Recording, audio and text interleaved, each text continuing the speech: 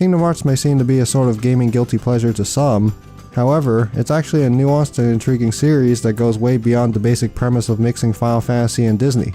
While it's a simple story of light versus dark and friendship being the answer to everything, the characters have a lot of heart, development, and arguably depth. Sure, the plot is contrived as hell after the first game and there's a lot of Disney fluff, but the series stands out with all of its emotional struggling juxtaposed with cheesy character interaction. This might just be the nostalgia talking, but I can't really think of any other series that can capture the raw emotional feeling that Kingdom Hearts can provide. It's my prime example of heart and art, as cheesy as that may sound. This is all thanks to the beautiful synergy between Tetsuya Nomura's silly yet heartfelt writing, Yoko Shimomura's brilliantly composed music, and Utada Hikaru's deeply sentimental J-pop. It all meshes together into a vortex of unity, internal struggle, and identity that on the surface just seems like a fun little crossover game.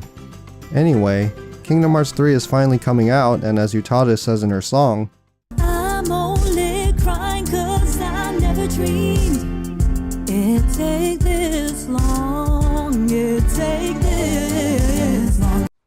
Despite my preference for the side games post Kingdom Hearts 1, I'm eager to see the conclusion to this incredibly lengthy series. Besides looking at the big picture, I can finally say that I'm fully caught up for the big release now that I'm done with Kingdom Hearts 0.2. Anyway, there will be spoilers for the series up to now. So, 0.2 is basically the equivalent of a sort of tech demo for Kingdom Hearts 3, while giving context to past events in a shoehorned fashion. The first obvious change would have to be the graphics. Running off of the Unreal Engine 4 is definitely a step up graphically. The visuals maintain the somewhat cartoony art style from the past games, while generally giving off a more realistic tone due to the increased level of detail. I like the visuals for the most part, but they do seem to miss a certain charm that the older titles had. Also, magic and combat looks amazing. I don't think they're paying the special effects team enough at Square Enix. It's just plain gorgeous. Anyway, in 0.2, we get to see character development for Aqua, which I'm happy about. However, I've never really been too fond of Birth by Sleep's dopey trio. The Goody Two-Shoes and Double Done setup just didn't really get me as involved as whatever the other two trios were doing in their respective games. I mean, Terra's doofy descent into darkness, the ever-present Big Brother complex from Ventus, and Aqua being left to pick up the pieces just didn't really do it for me. It didn't help that their friendship lacked weight and easily broke apart like the brittle piece of glass that it was. Aqua's desperate attempt to keep them all together rang hollow to me. I'm in the minority when it comes to where Birth by Sleep stands in the series, but seriously, the story just kinda sucked. The only redeeming parts of the story are the endings, which were like Nomura waking up from his deep dive to actually write noteworthy scenes. So yeah, 0.2 focuses solely on Aqua descending into the realm of darkness after the events of Birth by Sleep. I mean, we all know that Aqua got Norded as seen in the Kingdom Hearts 3 trailer, and all we need to know now is how and what's next. The story this time doesn't add too much besides Aqua's negative Nancy introspection and the previously mentioned shoehorn continuity. Oh yeah, some of the action scenes were pretty neat and the clothes customization was kinda pointless. The game's pretty short and it mixes up the typical gameplay with some basic puzzles sprinkled with some simple symbolism. I think it's great, as playing through Kingdom Hearts 2, I felt that there was a lack of good gameplay variation. Sure, there were some dumb mini-games like lighting up lamps in Beast Castle, but nothing that really made you think. There's a group of people in the community that are absolutely in love with Kingdom Hearts 2's combat. However, I've never gotten on that train. If I really want high quality combat, I'd rather go for some Bayonetta or Devil May Cry. Those games lack the extra fluff that a bulky Disney RPG like Kingdom Hearts is infused to the core with. Regardless, I do agree that the Osaka team's works definitely lack the sharp control and nuances that Kingdom Hearts 2 had to offer. I'll acknowledge it, but I honestly don't care all that much about it. The games have never excelled at gameplay in any real capacity for me. They're just fun hack and slash RPG games that really hone in on the massive interconnected story. The combat is essentially a vehicle for storytelling. I do play the games on proud mode though, and I don't really mind the changes in combat that have occurred over the years. Besides, the Tokyo team made the combat for Final Fantasy 15, so I doubt they'd really be able to provide a better experience at this point anyway. Don't get me wrong, I actually like Final Fantasy 15. It's just that the combat was a bit dopey despite doing the whole teammate thing very well. Development teams change all the time, so I wouldn't be surprised if the Tokyo team did even worse than the Osaka team at this point had they been given the task. But yeah, it's just not something I care too much about.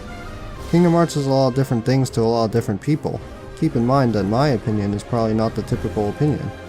The general consensus seems to be that Kingdom Hearts 2 is amazing and Birth by Sleep is the best portable title, while writing off Chain of Memories and 358 over 2 days as cruddy spin-offs. For me, Kingdom Hearts 2 is mid-tier and Birth by Sleep is low-tier, and I'll probably drop videos on why later down the line. So yeah, overall, 0.2 was okay, and Kingdom Hearts 3 is going to be Game of the Year 2019. Probably.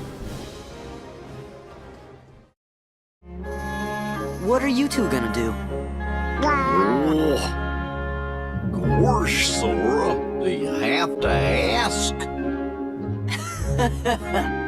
Hey, what's so funny? Your face!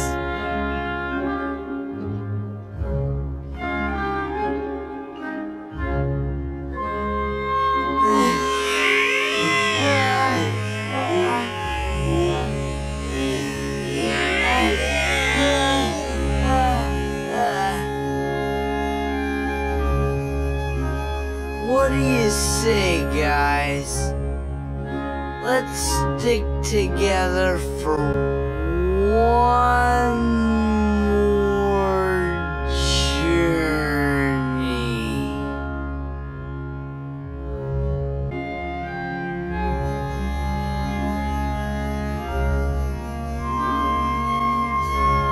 journey. Where again?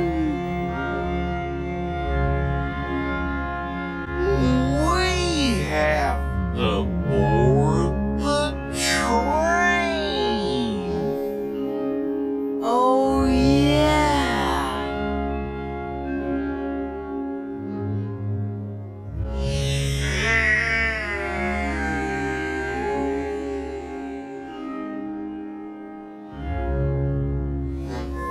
Come on.